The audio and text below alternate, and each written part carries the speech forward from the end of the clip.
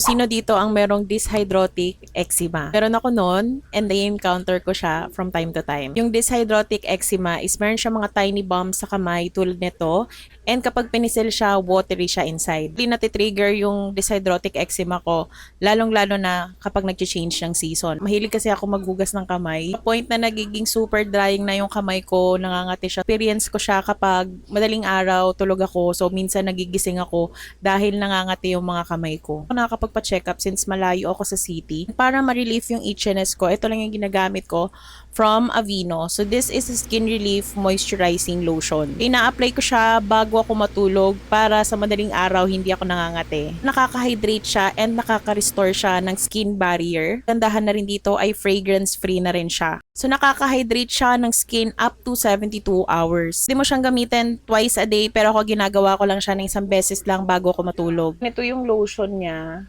Irarab ko lang siya sa skin ko. Ganito lang ako mag-apply. Talagang ginaganon ko siya sa mga fingers. Usually dito ako nagkaka-tiny bumps sa mga sulok-sulok. Pero hindi dito, wala, dito lang. Gamit ko, and for now, nakaka-relieve talaga siya ng itchiness ko sa hands. Disclaimer, it is still best to consult your doctor. Available rin to sa mga physical stores. Usually kasi mas nagsisale dito online, so maglalagay na lang ako ng link sa Yellow Basket.